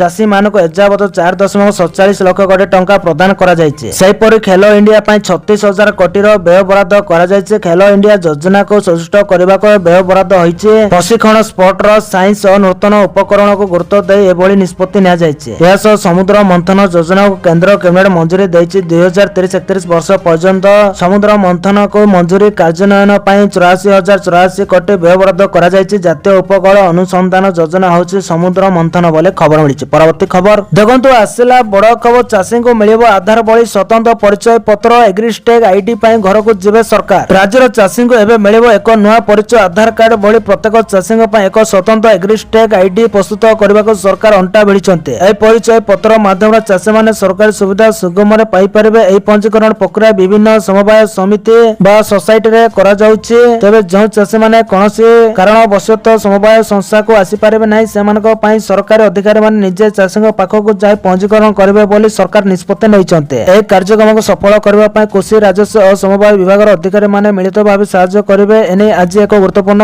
ଆନ୍ତଃ ମନ୍ତ୍ରୀସ୍ତରୀୟ ବୈଠକ ଅନୁଷ୍ଠିତ ହୋଇଯାଇଛି। ଏହି ବୈଠକରେ କୃଷି, ସମବାୟ, ରାଜସ୍ୱ ଏବଂ ଯୋଗାଣ ବିଭାଗର ମନ୍ତ୍ରୀ ଓ ବରିଷ୍ଠ ଅଧିକାରୀମାନେ ଉପସ୍ଥିତ ରହି ପଞ୍ଜୀକରଣ ପ୍ରକ୍ରିୟାକୁ କିପରି ସରଳ କରାଯାଇପାରିବ ସେ ନେଇ ଆଲୋଚନା କରିଛନ୍ତି। ଚାଷୀଙ୍କୁ ଏହି ଆଇଡି ଜେନେରେଟ୍ ହେବା ପରେ ଏକ ସ୍ୱତନ୍ତ୍ର ପରିଚୟ ପତ୍ର ପ୍ରଦାନ କରାଯିବ, ଯାହା ସେମାନଙ୍କର କୃଷି ସମ୍ବନ୍ଧୀୟ ସମସ୍ତ ତଥ୍ୟ ସୁରକ୍ଷିତ ରଖିବ ବୋଲି ଖବର ମିଳିଛି। ପରବର୍ତ୍ତୀ ଖବର ଦେଖନ୍ତୁ ଆସିଲା ବଡ ଖବର। ପିୟୁସି ଶେଷ ଆଉ ମିଳିବ ନାହିଁ ପେଟ୍ରୋଲ ଡିଜେଲ। ଅକ୍ଟୋବର 1ରୁ ନୂଆ ନିୟମ ଲାଗୁ। ଦେଶରେ ବଢୁଥିବା ବାୟୁ ପ୍ରଦୂଷଣକୁ ଦୃଷ୍ଟିରେ ରଖି ସରକାର ବିଭିନ୍ନ କଠୋର ପଦକ୍ଷେପ ନେଉଛନ୍ତି। ଏହି ପରିପ୍ରେକ୍ଷୀରେ ଜାତୀୟ ରାଜଧାନୀ କ୍ଷେତ୍ର ଏନସିଆରରେ ବଢୁଥିବା ବାୟୁ ପ୍ରଦୂଷଣକୁ ରୋକିବା ପାଇଁ ହରିୟାଣା ସରକାର ଏକ ବଡ ଓ କଡ଼ା ନିଷ୍ପତ୍ତି ନେଇଛନ୍ତି। ଯଦି ଆପଣଙ୍କ ଗାଡିର ପଲ୍ୟୁସନ ଅଣ୍ଡର କଣ୍ଟ୍ରୋଲ ପିୟୁସି ସାର୍ଟିଫିକେଟରେ ଅବଧି ଶେଷ ହୋଇଯାଇଛି କିମ୍ବା ଖୁବ୍ ଶୀଘ୍ର ଶେଷ ହେବାକୁ ଯାଉଛି, ତେବେ ଆଗାମୀ ଦିନରେ ଆପଣ ଅସୁବିଧାରେ ପଡିପାରନ୍ତି। ହରିୟାଣା ସରକାର ରାଜ୍ୟର ଏନସିଆର ଜିଲ୍ଲାଗୁଡ଼ିକରେ ନ ପିୟୁସି ନ ଫୁଏଲ ନୀତି ଲାଗୁ କରିବାକୁ ଯାଉଛନ୍ତି। ଆସନ୍ତା ଅକ୍ଟୋବର 1ରୁ ବୈଧ ପିୟୁସି ସାର୍ଟିଫିକେଟ ନଥିଲେ କୌଣସି ଗାଡିକୁ ପେଟ୍ରୋଲ କିମ୍ବା ଡିଜେଲ ଦିଆଯିବ ନାହିଁ। ସୂଚନାଯୋଗ୍ୟ ଯେ ଏହି ନୂଆ ନିୟମର ଉଦ୍ଦେଶ୍ୟ ଚାଲାଣ କାଟି ଲୋକଙ୍କୁ ଦଣ୍ଡିତ କରିବା ନୁହେଁ, ବରଂ ରାସ୍ତାରେ ଚଳାଚଳ କରୁଥିବା ପ୍ରଦୂଷଣ ସୃଷ୍ଟିକାରୀ ଏବଂ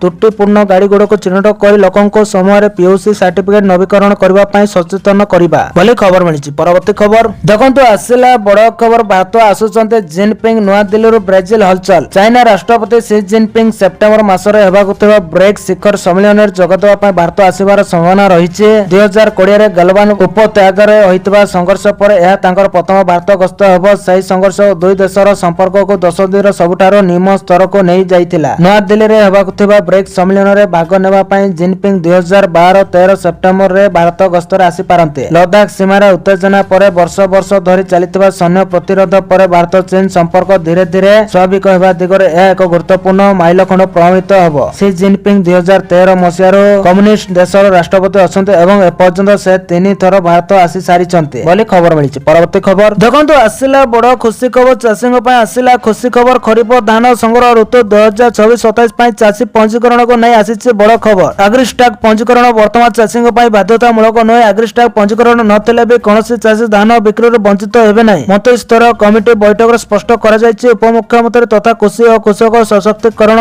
ଓ ଶକ୍ତି ମନ୍ତ୍ରୀ କନକ ବର୍ଦ୍ଧନ ସିଂହଦେଓଙ୍କ ଅଧ୍ୟକ୍ଷତାରେ ବୈଠକ ବସିଥିଲା। ଏଥିରେ ରାଜସ୍ୱ ମନ୍ତ୍ରୀ ସୁରେଶ ପୂଜାରୀ, ଖାଦ୍ୟ ଯୋଗାଣ ମନ୍ତ୍ରୀ କୃଷ୍ଣଚନ୍ଦ୍ର ମହାପାତ୍ର, ପଞ୍ଚାୟତ ରାଜ ମନ୍ତ୍ରୀ ରବି ନାରାୟଣ ନାୟକ ଓ ସମବାୟ ମନ୍ତ୍ରୀ ପ୍ରଦୀପ ବଳ ସାମନ୍ତଙ୍କ ସମେତ ବିଭିନ୍ନ ବିଭାଗର ଅଧିକାରୀ ଉପସ୍ଥିତ ଥିଲେ। ଚାଷୀ ପଞ୍ଜୀକରଣ ପାଇଁ ଆସନ୍ତା ଅକ୍ଟୋବର ପର୍ଯ୍ୟନ୍ତ ସମୟ ରହିଛି। ନିକଟସ୍ଥ ଫାକ୍ସ, କମନ ସର୍ଭିସ ସେଣ୍ଟର ଓ ସହାୟକ ମୋଡ ଜରିଆରେ ପଞ୍ଜୀକରଣ କ୍ଷତିକରଣ କରାଯାଇ ପାରିବ ବୋଲି ଖବର ମିଳିଛି। ପରବର୍ତ୍ତୀ ଖବର ଦେଖନ୍ତୁ ଆସିଲା ବଡ଼ ଖବର। ବନ୍ୟା ପ୍ରଭାବିତ ଆସାମରେ ରିଲିଫ ଓ ପୁନର୍ବାସ ପାଇଁ ଛତିଶଗଡ଼ର 5 କୋଟିର ସହାୟତା। ଛତିଶଗଡ଼ ମୁଖ୍ୟମନ୍ତ୍ରୀ ବିଷ୍ଣୁ ଦେଓ ସାଏ ରବିବାର ବନ୍ୟା ପ୍ରଭାବିତ ଆସାମରେ ରିଲିଫ ଓ ପୁନର୍ବାସ ପାଇଁ 5 କୋଟି ଟଙ୍କାର ସହାୟତା ଘୋଷଣା କରିଛନ୍ତି। ସାଏ କହିଛନ୍ତି ଯେ ତାଙ୍କ ରାଜ୍ୟର ଲୋକମାନେ ପ୍ରାକୃତିକ ବିପର୍ଯ୍ୟୟ ଦ୍ୱାରା ପ୍ରଭାବିତ ଆସାମ ଲୋକଙ୍କ ସହିତ ଦୃଢ଼ ଭାବରେ ଛିଡ଼ା ହୋଇଛନ୍ତି। ଛତିଶଗଡ଼ ମୁଖ୍ୟମନ୍ତ୍ରୀ ରବିବାର ଫୋନ ମାଧ୍ୟମରେ ଆସାମ ମୁଖ୍ୟମନ୍ତ୍ରୀ ହିମନ୍ତ ବିଶ୍ବ ଶର୍ମାଙ୍କ ସହିତ କଥା ହୋଇଥିଲେ ଓ ବନ୍ୟା ସ୍ଥିତି ସମ୍ପର୍କରେ ଅବଗତ ହୋଇଥିଲେ। ସାଏ ବନ୍ୟା ପ୍ରଭାବିତ ଆସାମ ଲୋକଙ୍କ ସମସ୍ୟା ଉପରେ ଗଭୀର ଚିନ୍ତା ପ୍ରକାଶ କରିଛନ୍ତି ଓ ଏପରି କଷ୍ଟକର ସମୟରେ ଛତିଶଗଡ଼ର ଲୋକ ସେମାନଙ୍କ ସହିତ ଅଛନ୍ତି ବୋଲି କହିଛନ୍ତି ବୋଲି ଖବର ମିଳିଛି। ପରବର୍ତ୍ତୀ ଖବର ଦେଖନ୍ତୁ ଆସିଲା ବଡ଼ ଖବର। ଅଣ୍ଡା ଚିକେନ ଠୁ ଆରମ୍ଭ କରି ପିଆଜ ରସୁଣ ପର୍ଯ୍ୟନ୍ତ ସବୁ ମହଙ୍ଗା। କେଉଁ କେଉଁ ଜିନିଷର ବଢିଲା ଦାମ ଜାଣନ୍ତୁ। ଦେଶରେ ଚାରିଆଡେ ମହଙ୍ଗା ମାଡ଼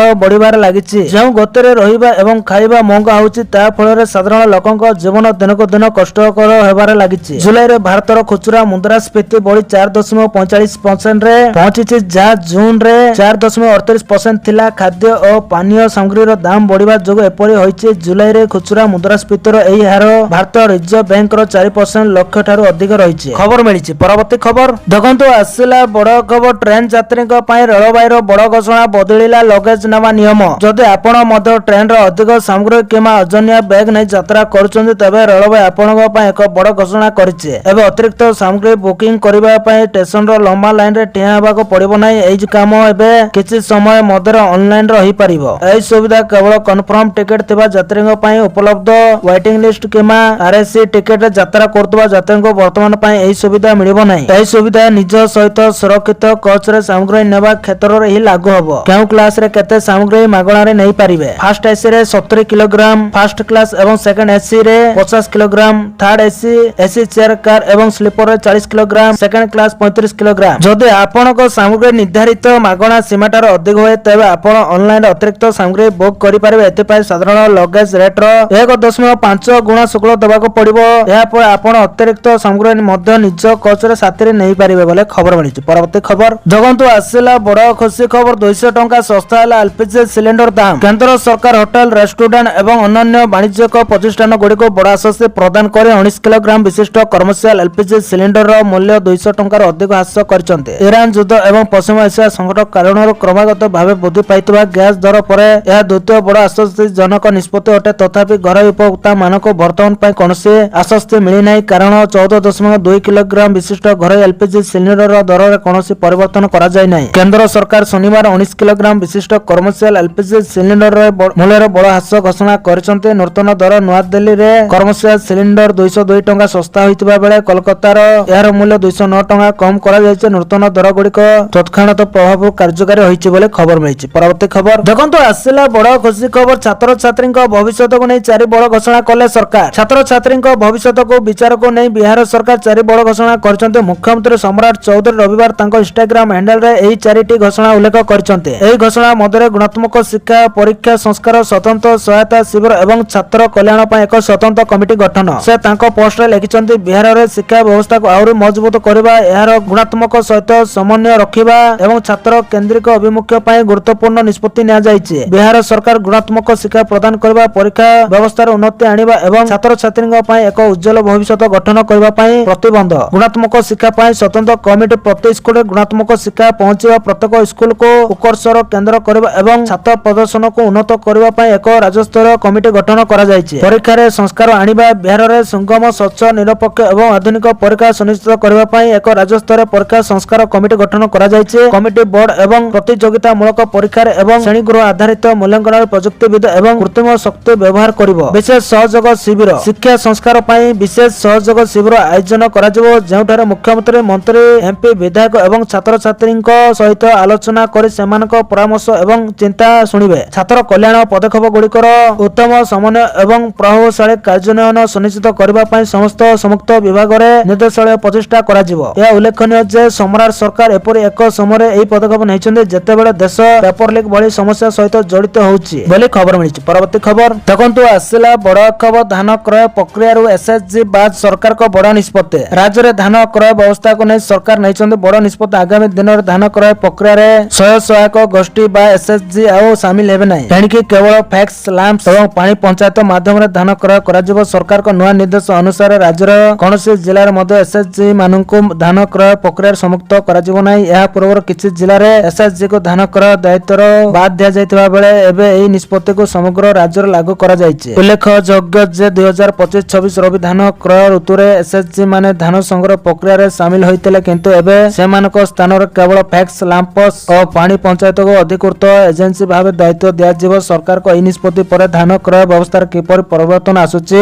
ଏବଂ ଏହାର ପ୍ରଭାବ ଚାଷୀ ଓ ସ୍ୱୟଂସହାୟକ ଗୋଷ୍ଠୀଙ୍କ ଉପରେ କିପରି ପଡ଼ିବ ତାହାକୁ ନେଇ ବିଭିନ୍ନ ମହଲରେ ଆଲୋଚନା ଆରମ୍ଭ ହୋଇଛି ବୋଲି ଖବର ମିଳିଛି। ପରବର୍ତ୍ତୀ ଖବର ଦେଖନ୍ତୁ, ଆସିଲା ବଡ଼ ଖବର। ଏସୀୟ ଶିଖର ସମ୍ମିଳନୀରେ ଯୋଗ ଦେବାକୁ ପାକିସ୍ତାନ ଯିବେ ପ୍ରଧାନମନ୍ତ୍ରୀ ନରେନ୍ଦ୍ର ମୋଦି। ପାକିସ୍ତାନର ରାଜଧାନୀ ଇସଲାମାବାଦରେ 2027 ମସିହାରେ ଆୟୋଜିତ ହେବାକୁ ଥିବା ସାଂଘାଇ ସହଯୋଗ ସଂଗଠନ ଏସୀୟ ଶିଖର ସମ୍ମିଳନୀରେ ପ୍ରଧାନମନ୍ତ୍ରୀ ନରେନ୍ଦ୍ର ମୋଦି ଯୋଗ ଦେବେ କି ନାହିଁ ତାହାକୁ ନେଇ ଏବେ ବି ସସ୍ପେନ୍ସ ରହିଛି। ତେବେ ଏହାରି ମଧ୍ୟରେ ପାକିସ୍ତାନ ଏକ ବଡ଼ ଦାବି କରିଛି। ପାକିସ୍ତାନ ପକ୍ଷରୁ ଔପଚାରିକ ସଂକେତ ମିଳିଛି ଯେ ଭାରତକୁ ଏସୀୟ ଶିଖର ସମ୍ମିଳନୀ ପାଇଁ ନିମନ୍ତ୍ରଣ କରାଯିବ। ପାକିସ୍ତାନ ବିଦେଶ ମନ୍ତ୍ରଣାଳୟର ପ୍ରବକ୍ତା ତାହିର ଆଦ୍ରାବି ଏକ ମିଡିଆ ବ୍ରିଫିଂରେ କହିଛନ୍ତି ଯେ ଏସୀୟର ସମସ୍ତ ସଦସ୍ୟ ଦେଶକୁ ଶିଖର ସମ୍ମିଳନୀ ପାଇଁ ନିମନ୍ତ୍ରଣ କରାଯିବ। ସେ ସ୍ପଷ୍ଟ କରିଛନ୍ତି ଯେ ଏଥିରେ ସମସ୍ତ ସଦସ୍ୟ ଦେଶର ରାଷ୍ଟ୍ରମୁଖ୍ୟ ଏବଂ ସରକାର ମୁଖ୍ୟମାନେ ମଧ୍ୟ ସାମିଲ ହେବେ, ଅର୍ଥାତ୍ ଭାରତ ମଧ୍ୟ ନିମନ୍ତ୍ରିତ ଦେଶମାନଙ୍କ ତାଲିକାରେ ରହିବ ବୋଲି ଖବର ମିଳିଛି। ପରବର୍ତ୍ତୀ ଖବର ଦେଖନ୍ତୁ, ଆସିଲା ବଡ଼ ଖବର। ପିଏମ୍ କିଷାନର ଟଙ୍କା ଆସିବା ପୂର୍ବରୁ ଶୀଘ୍ର କରନ୍ତୁ ଏହି କାମ, ନହେଲେ ଅଟକି ଯାଇପାରେ କିସ୍ତି, ଖାତାକୁ ଆସିବନି ଟଙ୍କା। ପିଏମ୍ କିଷାନ ସମ୍ମାନ ନିଧି ଯୋଜନା ଅଧୀନରେ ଦେଶର କୋଟି କୋଟି କୃଷକଙ୍କୁ ପ୍ରତିବର୍ଷ 6,000 ଟଙ୍କାର ଆର୍ଥିକ ସହାୟତା ମିଳିଥାଏ। ଏହି ଟଙ୍କା 2,000 ଟଙ୍କା ହିସାବରେ 3ଟି କିସ୍ତିରେ ସିଧାସଳଖ କୃଷକଙ୍କ ବ୍ୟାଙ୍କ ଖାତାକୁ ପଠାଯାଏ। ନିକଟରେ 23ତମ କିସ୍ତି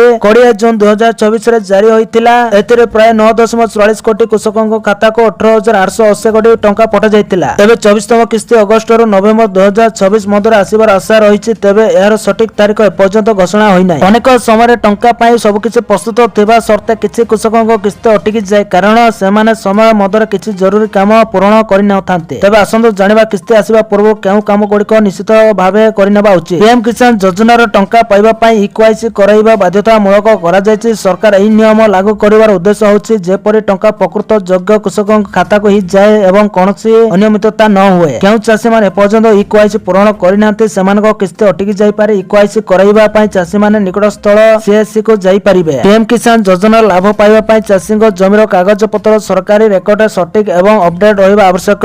ଅନେକ ସମୟରେ ଜମି ରେକର୍ଡରେ ତ୍ରୁଟି କିମ୍ବା ପୁରୁଣା ତଥ୍ୟ ଥିବା କାରଣରୁ ମଧ୍ୟ କିସ୍ତି ଅଟକି ଯାଏ ବୋଲି ଖବର ମିଳିଛି। ପରବର୍ତ୍ତୀ ଖବର ଦେଖନ୍ତୁ, ଆସିଲା ବଡ଼ ଖୁସି ଖବର। ରାସନ ନେଉଥିବା ଲୋକଙ୍କ ପାଇଁ ଜରୁରୀ ଖବର। ଏଣିକି ଖାତାକୁ ଆସିବ ଟଙ୍କା, ଜାଣନ୍ତୁ ନୂଆ ନିୟମ। ଚଣ୍ଡିଗଡ଼ ଏବଂ ଦାଦରା ଓ ନଗର ହାବେଲି ଏବେ ଏପରି ଦୁଇଟି କେନ୍ଦ୍ର ଶାସିତ ପ୍ରଦେଶ ହୋଇଛି ଯେଉଁଠାରେ 14 ଅଗଷ୍ଟ 2024ରୁ ସରକାର ଡିଜିଟାଲ ରୂପୀ ମାଧ୍ୟମରେ ରାସନ ସବସିଡି ସିଧାସଳଖ ହିତାଧିକାରୀଙ୍କ ୱାଲେଟକୁ ପଠାଇବାକୁ ଯାଉଛନ୍ତି। କେନ୍ଦ୍ର ସରକାରଙ୍କ ଏହି ଯୋଜନାର ଉଦ୍ଦେଶ୍ୟ ହେଉଛି ପ୍ରଧାନମନ୍ତ୍ରୀ ଗରିବ କଲ୍ୟାଣ ଅନ୍ନ ଯୋଜନା ଅଧୀନରେ ଦିଆଯାଉଥିବା ଖାଦ୍ୟ ସବସିଡିର ଚୋରି ଓ ଦୁରୁପଯୋଗକୁ ରୋକିବା। PMGKAY ଅଧୀନରେ ଏପର୍ଯ୍ୟନ୍ତ ଲୋକଙ୍କୁ ରାସନ ସବସିଡି ତାଙ୍କ ବ୍ୟାଙ୍କ ଖାତାକୁ ପଠାଯାଉଥିଲା, କିନ୍ତୁ ଅନେକ ସମୟରେ ବ୍ୟାଙ୍କ ଖାତାକୁ ଆସୁଥିବା ଟଙ୍କାକୁ ଲୋକେ ଅନ୍ୟ କାମରେ ଖର୍ଚ୍ଚ କରିଦିଅନ୍ତି କିମ୍ବା ନିଜ ବ୍ୟକ୍ତିଗତ ଆବଶ୍ୟକତାର ବ୍ୟବହାର କରନ୍ତି। ତେବେ ଡିଜିଟାଲ ରୂପୀ ଆକାରରେ ଟଙ୍କା ପଠାଯିବା ପରେ ଏହାକୁ ନେଇ କେବଳ ସରକାର ରାସନ ଦୋକାନରେ ହିଁ ଖର୍ଚ୍ଚ କରିହେବ। ୱାଲେଟରେ ଥିବା ଟଙ୍କାରେ ମୋବାଇଲ ରିଚାର୍ଜ, ମଦ, ପୋଷାକ କିମ୍ବା ଅନ୍ୟ ସାମଗ୍ରୀ କିଣିହେବ ନାହିଁ। ୱାଲେଟକୁ ପଠାଯାଇଥିବା ଟଙ୍କା କେବଳ ରାସନ ଦୋକାନରେ ଲାଗିଥିବା କ୍ୟୁଆର କୋଡ୍ ସ୍କାନ କରି ଟ୍ରାନ୍ସଫର କରାଯାଇପାରିବ। ଜଣାଇଦେବାକୁ ଚାହୁଁଛୁ ଯେ ପ୍ରଥମେ ପଣ୍ଡୁଚେରୀ ଓ ଗୁଜରାଟରେ ଏହି ବ୍ୟବସ୍ଥା ଆରମ୍ଭ କରାଯାଇଥିଲା। ସେଠାରେ ସଫଳ ପରୀକ୍ଷଣ ପରେ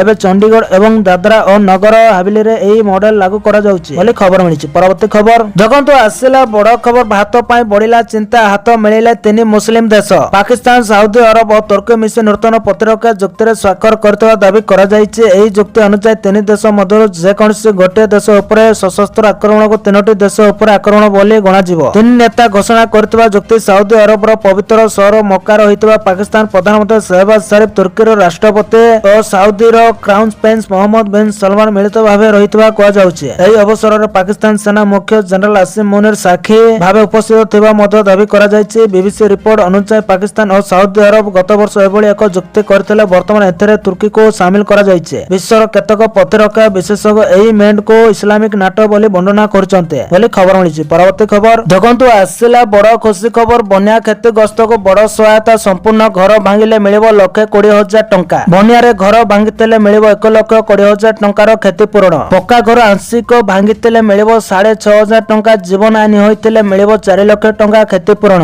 ଆଜିଠୁ ଆରମ୍ଭ ହୋଇଛି ବନ୍ୟା କ୍ଷୟକ୍ଷତି ଆକଳନ। ରାଜସ୍ୱ ଏବଂ କୃଷି ବିଭାଗର ଅଧିକାରୀମାନେ ଆକଳନ କରିଛନ୍ତି। ପ୍ରାଥମିକ ଆକଳନ 42,80,00,000 ବୋଲି ଅନୁମାନିକ ଆକଳନ ହୋଇଛି। ଜିଲ୍ଲାପାଳ ମାନଙ୍କୁ 36,98,00,000 ଟଙ୍କା ପଠାଯାଇଛି। ଆଜି ଆଉ 110 କୋଟି ଟଙ୍କା ରାଜ୍ୟ ସରକାର ପଠାଇବେ। କ୍ଷୟକ୍ଷତି ଆକଳନ ସହ କ୍ଷତିଗ୍ରସ୍ତକୁ କ୍ଷତିପୂରଣ କାମ ଏକା ସଙ୍ଗେ ଚାଲିବ ବୋଲି ଖବର ମିଳିଛି। ପରବର୍ତ୍ତୀ ଖବର ଦେଖନ୍ତୁ, ଆସିଲା ବଡ଼ ଖୁସି ଖବର। କିଏ ପାଇବେ ଏହି ଯୋଜନାର ଲାଭ, କେମିତି କରିବେ ଆବେଦନ? ସରକାର ଦେବେ 25,000 ଟଙ୍କା। ଏଥିପାଇଁ ଟଙ୍କାଟିଏ ଜମା କରିବାକୁ ପଡ଼ିବ ନାହିଁ। କଥାଟି ହୁଏତ ଆପଣଙ୍କୁ ଆଶ୍ଚର୍ଯ୍ୟ ଲାଗିପାରେ, କିନ୍ତୁ ସମ୍ପୂର୍ଣ୍ଣ ସତ କଥା। ଝିଅଙ୍କ ଉଜ୍ଜ୍ୱଳ ଭବିଷ୍ୟତ, ଉତ୍ତମ ସ୍ୱାସ୍ଥ୍ୟ ଓ ଗୁଣାତ୍ମକ ଶିକ୍ଷାକୁ ପ୍ରୋତ୍ସାହନ ଦେବା ପାଇଁ ଉତ୍ତରପ୍ରଦେଶ ସରକାର ଏପରି ଏକ ଯୋଜନା ଲାଗୁ କରିଛନ୍ତି, ଯାହାର ନାଁ ରହିଛି ମୁଖ୍ୟମନ୍ତ୍ରୀ କନ୍ୟା ସୁମଙ୍ଗଳା ଯୋଜନା। ଏହି ଯୋଜନାରେ ଝିଅର ଜନ୍ମରୁ ଆରମ୍ଭ କରି ଉଚ୍ଚଶିକ୍ଷା ପର୍ଯ୍ୟନ୍ତ ସରକାର ପର୍ଯ୍ୟାୟକ୍ରମେ ମୋଟ 25,000 ଟଙ୍କା ଆର୍ଥିକ ସହାୟତା ପ୍ରଦାନ କରିଥାଏ। ସୂଚନାରୁ ପ୍ରକାଶ ପୂର୍ବରୁ ଏହି ଯୋଜନାରେ 15,000 ଟଙ୍କା ଦିଆଯାଉଥିଲା। 2024-25 ଆର୍ଥିକ ବର୍ଷରେ ଯାହାକୁ ବୃଦ୍ଧି କରି 25,000 ଟଙ୍କା କରାଯାଇଛି। ଏହି ରାଶି କୌଣସି ଅଗ୍ରିମ ଜମା କିମ୍ବା ପ୍ରିମିୟମ ବିନା ସିଧାସଳଖ ଡିବିଟି ମାଧ୍ୟମରେ ଲାଭାର୍ଥୀଙ୍କ ବ୍ୟାଙ୍କ ଖାତାକୁ ପଠାଯାଏ। 6ଟି ସହଜ କିସ୍ତିରେ ମିଳିବ ସହାୟତା। ଏହି ଯୋଜନାର ଆରମ୍ଭ ଅକ୍ଟୋବର 2019 ମସିହାରେ ହୋଇଥିଲା। ଏହାର ମୁଖ୍ୟ ଉଦ୍ଦେଶ୍ୟ ହେଉଛି କନ୍ୟା ଭ୍ରୂଣ ହତ୍ୟାକୁ ରୋକିବା, ବାଲ୍ୟ ବିବାହ ଭଳି କୁପ୍ରଥା ଉପରେ ଅଙ୍କୁଶ ଲଗାଇବା ଓ ଝିଅମାନଙ୍କ ପଢ଼ାଶୁଣାକୁ ଜାରି ରଖିବା। ମୋଟ 25,000 ଟଙ୍କା ଏକକାଳୀନ ନ ଦେଇ 6ଟି ପର୍ଯ୍ୟାୟରେ ପ୍ରଦାନ କରାଯାଏ। ଝିଅର ଜନ୍ମ ସମୟରେ 5,000 ଟଙ୍କା, 1 ବର୍ଷର ସମ୍ପୂର୍ଣ୍ଣ ଟିକାକରଣ ପରେ 2,000 ଟଙ୍କା, ପ୍ରଥମ ଶ୍ରେଣୀରେ ଭର୍ତ୍ତି ସମୟରେ 3,000 ଟଙ୍କା, ଷଷ୍ଠ ଶ୍ରେଣୀରେ ଆଡମିସନ ବେଳେ 3,000 ଟଙ୍କା ଓ ନବମ ଶ୍ରେଣୀରେ ଭର୍ତ୍ତି ବେଳେ 5,000 ଟଙ୍କା ମିଳିବ। ଦ୍ୱାଦଶ ଶ୍ରେଣୀ ପାସ୍ ପରେ ଡିଗ୍ରୀ କିମ୍ବା ଅତି କମରେ 2 ବର୍ଷିଆ ଡିପ୍ଲୋମା କୋର୍ସରେ ଆଡମିସନ ହେଲେ 7,000 ଟଙ୍କା ମିଳିବ ବୋଲି ଖବର ମିଳିଛି। ପରବର୍ତ୍ତୀ ଖବର ଦେଖନ୍ତୁ, ଆସିଲା ବଡ଼ ଖବର। ଭାରତର ବଢିଲା ଅଡୁଆ, 100% ଟାରିଫ ଲଗାଇଲେ ଟ୍ରମ୍ପ। ୟୁଏସ୍ ସିନେଟ ଭାରତ ସମେତ 5ଟି ଦେଶ ଉପରେ 100% ଟାରିଫ ଲଗାଇବାକୁ ନେଇ ଏକ ବିଲ୍ ପାସ୍ କରିଛି। ରୁଷିଆଠାରୁ ତେଲ କିଣିବା ଜାରି ରଖିଥିବା ଦେଶଗୁଡ଼ିକୁ ଟାର୍ଗେଟ କରିବା ଏହି ପ୍ରସ୍ତାବିତ ପଦକ୍ଷେପର ଉଦ୍ଦେଶ୍ୟ। ଆମେରିକାର ହାଉସ ଅଫ୍ ରିପ୍ରେଜେଣ୍ଟେଟିଭ୍ସରେ ଏହି ବିଲ୍ ଉପରେ 31 ଅଗଷ୍ଟରେ ଆଲୋଚନା ହେବାର ଅଛି। ଯଦି ଏହି ବିଲ୍ ଆଇନରେ ପରିଣତ ହୁଏ ଏବଂ ଭାରତୀୟ ସାମଗ୍ରୀ ଉପରେ ପ୍ରସ୍ତାବିତ ଟାରିଫ ଲାଗୁ ହୁଏ, ତେବେ ଭାରତର ରପ୍ତାନି ଏବଂ ବହୁ ଲୋକଙ୍କୁ ରୋଜଗାର ଦେଉଥିବା ଶିଳ୍ପ ଉପରେ ଏହାର ବଡ଼ ପ୍ରଭାବ ପଡ଼ିପାରେ। ଏହି ଅନିଶ୍ଚିତତା ମଧ୍ୟରେ ଏକ ବଡ଼ ପ୍ରଶ୍ନ ଉଠୁଛି, ଏଭଳି ଦଣ୍ଡାତ୍ମକ ଟାରିଫକୁ ନେଇ ଭାରତ କ'ଣ ୱାର୍ଲଡ ଟ୍ରେଡ୍ ଅର୍ଗାନାଇଜେସନରେ ଆମେରିକାକୁ ଚ୍ୟାଲେଞ୍ଜ କରିପାରିବ? ଆସନ୍ତୁ ଜାଣିବା। ଯଦି ଟାରିଫ ଲାଗୁ ହୁଏ, ତେବେ ଭାରତ ୱାର୍ଲଡ ଟ୍ରେଡ୍ ଅର୍ଗାନାଇଜେସନର ବିବାଦ ସମାଧାନ ବ୍ୟବସ୍ଥା ମାଧ୍ୟମରେ ଏହି ପଦକ୍ଷେପକୁ ଚ୍ୟାଲେଞ୍ଜ କରିପାରିବ। ପ୍ରସ୍ତାବିତ ଇଣ୍ଡେକ୍ସ ଓ ଗ୍ରାମ sanctioning Russia and Iran Act 2024ର ଉଦ୍ଦେଶ୍ୟ ହେଉଛି ରୁଷିଆଠାରୁ ତେଲ କିଣୁଥିବା ଦେଶଗୁଡ଼ିକ ଉପରେ 100% ଟାରିଫ ଲଗାଇବାକୁ ଅନୁମତି ଦେବ। ଯଦି ଆମେରିକା ଭାରତୀୟ ଶିଳ୍ପ ଉପରେ ଏଭଳି ଟାରିଫ ଲାଗୁ କରେ, ତେବେ ଭାରତ ଏହା ଯୁକ୍ତି ଦର୍ଶାଇପାରେ ଯେ ଏହି ପଦକ୍ଷେପ ଅନ୍ତର୍ଜାତୀୟ ବାଣିଜ୍ୟ ନିୟମ ଅନୁଯାୟୀ ଆମେରିକାର ଦାୟିତ୍ୱର ଉଲ୍ଲଂଘନ କରୁଛି। ତେବେ ଏହି ମାମଲାର ଫଳାଫଳ ଅନେକ ମାତ୍ରାରେ ଏହା ଉପରେ ନିର୍ଭର କରିବ ଯେ ଆମେରିକା ଏହି ଟାରିଫକୁ ବୈଧ ବୋଲି ପ୍ରମାଣ କରିବା ପାଇଁ କେଉଁ ଆଇନଗତ ଆଧାରର ବ୍ୟବହାର କରୁଛି ବୋଲି ଖବର ମିଳିଛି। ପରବର୍ତ୍ତୀ ଖବର ଦେଖନ୍ତୁ, ଆସିଲା ବଡ଼ ଖୁସି ଖବର। ବାହା ହେଲେ ସରକାର ଦେବେ 5 ଲକ୍ଷ ଟଙ୍କା। ବାହା ହେଲେ ନବ ଦମ୍ପତିକୁ ମିଳିବ 5 ଲକ୍ଷ ଟଙ୍କା। କେନ୍ଦ୍ର ଓ ରାଜ୍ୟ ସରକାରମାନେ ଏପରି ବ୍ୟବସ୍ଥା କରିଛନ୍ତି ଦେଶର ଜାତିଗତ ଭେଦଭାବ ଦୂର କରିବା ଓ ସମାଜରେ ଭାଇଚାରା ବଢ଼ାଇବା ପାଇଁ ସରକାର ଏହି ଯୋଜନା କାର୍ଯ୍ୟକାରୀ କରିଛନ୍ତି। ଅର୍ଥାତ୍ ଅନ୍ତର୍ଜାତି ବିବାହ କରୁଥିବା ଦମ୍ପତିକୁ ଆର୍ଥିକ ସହାୟତା ପ୍ରଦାନ କରୁଛନ୍ତି। ଏହି ଯୋଜନା ଅଧୀନରେ ଦମ୍ପତିକୁ 50,000 ଟଙ୍କାରୁ 5 ଲକ୍ଷ ଟଙ୍କା ପର୍ଯ୍ୟନ୍ତ ସହାୟତା ମିଳିଥାଏ। ଜଣାଇ ଦେବାକୁ ଚାହୁଁ, ଏହି ଯୋଜନାର ଲାଭ ସେତେବେଳେ ମିଳିବ ଯେତେବେଳେ ବିବାହିତ ଦମ୍ପତିଙ୍କ ମଧ୍ୟରୁ ଜଣେ ଅନୁସୂଚିତ ଜାତି ଏସିର ହୋଇଥିବା ଓ ଅନ୍ୟ ଜଣ ଅଣ ଏସି ଅର୍ଥାତ୍ ସାଧାରଣ ବର୍ଗ କିମ୍ବା ଓବିସି ବର୍ଗର ହୋଇଥିବେ। ଏହା ଉଭୟଙ୍କର ପ୍ରଥମ ବିବାହ ହେବା ମଧ୍ୟ ଆବଶ୍ୟକ, ଅର୍ଥାତ୍ ଦମ୍ପତିଙ୍କ ମଧ୍ୟରୁ କାହାର ମଧ୍ୟ ଏହା ଦ୍ୱିତୀୟ ବିବାହ ହୋଇନଥିବା ଦରକାର। ଏହି ଯୋଜନାର ଲାଭ ପାଇବା ପାଇଁ ବିବାହକୁ ଆଇନଗତ ଭାବେ ପଞ୍ଜୀକୃତ କରାଯାଇଥିବା ଆବଶ୍ୟକ। ଏଥିପାଇଁ ବିବାହର ପଞ୍ଜୀକରଣ ହିନ୍ଦୁ ବିବାହ ଆଇନ 1955 କିମ୍ବା ସ୍ପେଶାଲ ମ୍ୟାରେଜ ଆକ୍ଟ ଅଧୀନରେ ହୋଇଥିବା ଅନିବାର୍ଯ୍ୟ। ବିବାହିତ ଦମ୍ପତିକୁ ବିବାହ ହେବାର 1 ବର୍ଷ ମଧ୍ୟରେ ଏହି ଯୋଜନା ପାଇଁ ଆବେଦନ କରିବାକୁ ପଡ଼ିବ। 1 ବର୍ଷର ସମୟସୀମା ଅତିକ୍ରମ ହୋଇଗଲେ ଆବେଦନ ଗ୍ରହଣ କରାଯିବ ନାହିଁ। କେନ୍ଦ୍ର ସରକାରଙ୍କ ପକ୍ଷରୁ ଏହି ଦିଗରେ ଡକ୍ଟର ଆମ୍ବେଦକର ଫାଉଣ୍ଡେସନ ଅଧୀନରେ ଡକ୍ଟର ଆମ୍ବେଦକର ସାମାଜିକ ଏକୀକରଣ ଯୋଜନା ଚାଲୁଛି। ଏହା ବ୍ୟତୀତ ଉତ୍ତରପ୍ରଦେଶ, ବିହାର, ରାଜସ୍ଥାନ ଓ ମଧ୍ୟପ୍ରଦେଶ ସମେତ ଅନେକ ରାଜ୍ୟ ସରକାର ମଧ୍ୟ ନିଜ ନିଜ ସ୍ତରରେ ଅନ୍ତର୍ଜାତୀୟ ବିବାହ ପ୍ରୋତ୍ସାହନ ଯୋଜନା ଚଳାଉଛନ୍ତି। ଏହି ଯୋଜନା ଗୁଡ଼ିକରେ ରାଜ୍ୟ ଅନୁଯାୟୀ ମିଳୁଥିବା ଆର୍ଥିକ ସହାୟତାର ପରିମାଣ 50,000 ଟଙ୍କାରୁ 5 ଲକ୍ଷ ଟଙ୍କା ପର୍ଯ୍ୟନ୍ତ ଭିନ୍ନ ହୋଇପାରେ ବୋଲି ଖବର ମିଳିଛି। ପରବର୍ତ୍ତୀ ଖବର ଦେଖନ୍ତୁ, ଆସିଲା ବଡ଼ ଖବର। ୟୁପିଆଇ ଜରିଆରେ ଟଙ୍କା କାରବାର ନେଇ ବଦଳିବ ନିୟମ। ଜାଣନ୍ତୁ କାହାକୁ ଲାଗିବ ଶୁଳ୍କ, କାହାକୁ ମାଗଣା। ୟୁପିଆଇରେ ଟଙ୍କା ନେଣ ଦେଣ ପାଇଁ ସାଧାରଣ ୟୁଜର୍ସଙ୍କ ଦେବାକୁ ପଡ଼ିବନି କୌଣସି ଶୁଳ୍କ। ୟୁପିଆଇକୁ ନେଇ କେନ୍ଦ୍ର ସରକାରଙ୍କ ବଡ଼ ସ୍ପଷ୍ଟୀକରଣ। ଲୋକସଭାରେ ୟୁପିଆଇ ସମ୍ପର୍କିତ ବିଲ୍ ପାରିତ ହେବା ପରେ ଏହାକୁ ନେଇ ଚର୍ଚ୍ଚା ଜୋର ଧରିଛି। ବିଲ୍ ସଂଶୋଧନ ହେଲେ ୟୁପିଆଇରେ ଟଙ୍କା ନେଣ ଦେଣ କଲେ ସେଥିପାଇଁ ଶୁଳ୍କ ଦେବାକୁ ପଡ଼ିବ କି ବୋଲି ଲୋକଙ୍କ ମଧ୍ୟରେ ଶଙ୍କା ଦେଖାଦେଇଛି। ତେବେ ଏହାକୁ ନେଇ ପ୍ରେସ୍ ବିବୃତ୍ତି ଜରିଆରେ ସ୍ପଷ୍ଟୀକରଣ ରଖିଛନ୍ତି କେନ୍ଦ୍ର ଅର୍ଥ ମନ୍ତ୍ରାଳୟ। ନୂଆ ୟୁପିଆଇ ନିୟମ। ୟୁପିଆଇ ଜରିଆରେ ଟଙ୍କା ନେଣ ଦେଣକୁ ନେଇ କେନ୍ଦ୍ର ସରକାରଙ୍କ ସ୍ପଷ୍ଟୀକରଣ। ୟୁପିଆଇ ପାଇଁ ସାଧାରଣ ୟୁଜର୍ସଙ୍କୁ ଦେବାକୁ ପଡ଼ିବନି କୌଣସି ଶୁଳ୍କ। ଟଙ୍କା ପଇଠ କରୁଥିବା ଉପଭୋକ୍ତାଙ୍କୁ କୌଣସି ଟ୍ରାଞ୍ଜାକ୍ସନ ଚାର୍ଜ ଲାଗିବନି। ପର୍ସନ ଟୁ ପର୍ସନ ବା ବ୍ୟକ୍ତିଙ୍କ ମଧ୍ୟରେ ଟଙ୍କା ନେଣଦେଣ ବି ରହିବ ମାଗଣା। କେବଳ କିଛି ମର୍ଚାଣ୍ଟ ବା ବେପାରୀ ମାନଙ୍କୁ ଅତି ସଫଳ ଏମଡିଆର ଶୁଳ୍କ ଦେବାକୁ ପଡିବ। କେବଳ ସୀମିତ ବର୍ଗର ମର୍ଚାଣ୍ଟ ଟ୍ରାଞ୍ଜାକ୍ସନ ପାଇଁ ଏହି ଶୁଳ୍କ ଲାଗୁ ହେବ ବୋଲି ଖବର ମିଳିଛି। ପରବର୍ତ୍ତୀ ଖବର ଦେଖନ୍ତୁ, ଆସିଲା ବଡ ଖୁସି ଖବର। ମୁଖ୍ୟମନ୍ତ୍ରୀ ଜନଜାତି ଜୀବିକା ମିଶନ 2.0 ପାଇଁ 3000 କୋଟି ମଞ୍ଜୁର। ମୁଖ୍ୟମନ୍ତ୍ରୀ ଜନଜାତି ଜୀବିକା ମିଶନ 2.0 ପାଇଁ ଖର୍ଚ୍ଚ ହେବ 3000 କୋଟି। ଗତକାଲି ରାଜ୍ୟ କ୍ୟାବିନେଟରେ ଏହାକୁ ଅନୁମୋଦନ ମିଳିଛି। ମୁଖ୍ୟମନ୍ତ୍ରୀ ଜନଜାତି ଜୀବିକା ମିଶନର ପ୍ରଥମ ପର୍ଯ୍ୟାୟର ସଫଳତାକୁ ଆଧାର କରି ସମସ୍ତ ଜନଜାତି ଉପଯୋଜନା ବ୍ଲକ ଓ ଅଣୁ ପ୍ରକଳ୍ପ କ୍ଷେତ୍ରରେ ଏହାକୁ କାର୍ଯ୍ୟକାରୀ କରାଯିବ। ଏହି କାର୍ଯ୍ୟକ୍ରମ ଅଧୀନରେ ରାଜ୍ୟର 8 ଲକ୍ଷ ଅନୁସୂଚିତ ଜନଜାତି ସମ୍ପ୍ରଦାୟର ହିତାଧିକାରୀ ଉପକୃତ ହେବେ। ଏହି ଯୋଜନା 2026-27 ରୁ 2030-31 ପାଇଁ କାର୍ଯ୍ୟକାରୀ ହେବ। 19ଟି ଜିଲ୍ଲାର 23ଟି ସମନ୍ୱିତ ଆଦିବାସୀ ଉନ୍ନୟନ ସଂସ୍ଥା ଓ 20ଟି କ୍ଷୁଦ୍ର ପ୍ରକଳ୍ପ କ୍ଷେତ୍ର ମାଧ୍ୟମରେ 134ଟି ବ୍ଲକରେ କାର୍ଯ୍ୟକାରୀ କରାଯିବ। ଏଥିପାଇଁ ରାଜ୍ୟ ସରକାର 2995 କୋଟି ଟଙ୍କା ବ୍ୟୟ ବରାଦ କରିଛନ୍ତି। ଏହି କାର୍ଯ୍ୟକ୍ରମରେ ଅନୁସୂଚିତ ଜନଜାତି ତଥା ବିଶେଷ ଭାବେ ଅନୁନ୍ନତ ଜନଜାତି ସମ୍ପ୍ରଦାୟର ହିତାଧିକାରୀ ନିଜ ଇଚ୍ଛାରେ ନିଜ ଅଞ୍ଚଳର ଆବଶ୍ୟକତା ଓ ଯଥାର୍ଥ ହୋଇଥିବା ଯେକୌଣସି ଜୀବିକା ଚୟନ କରିବା ପାଇଁ ସ୍ୱାଧୀନତା ପାଇବେ। ନିଜର ଜୀବିକା ବିକାଶ ପାଇଁ ଆର୍ଥିକ ପ୍ରୋତ୍ସାହନ ସିଧାସଳଖ ହିତାଧିକାରୀଙ୍କ ବ୍ୟାଙ୍କ ଖାତାକୁ ପ୍ରଦାନ କରାଯିବ। ପ୍ରତ୍ୟେକ ପରିବାରକୁ 3000 ଟଙ୍କାର ଅନୁଦାନ ରାଶିକୁ 2ଟି ସମାନ କିସ୍ତିରେ ପ୍ରଦାନ କରାଯିବ ବୋଲି ଖବର ମିଳିଛି। तो दर्शक बंधु ये आज सकाळ केतोटी गुरुत्वपूर्ण खबर। जदि वीडियो भल लगी लाइक करने सहित आम चैनल को सब्सक्राइब करंतु आ वीडियो को शेयर करंतु। वीडियो संपूर्ण देखि आपण मानक बहुत बहुत धन्यवाद।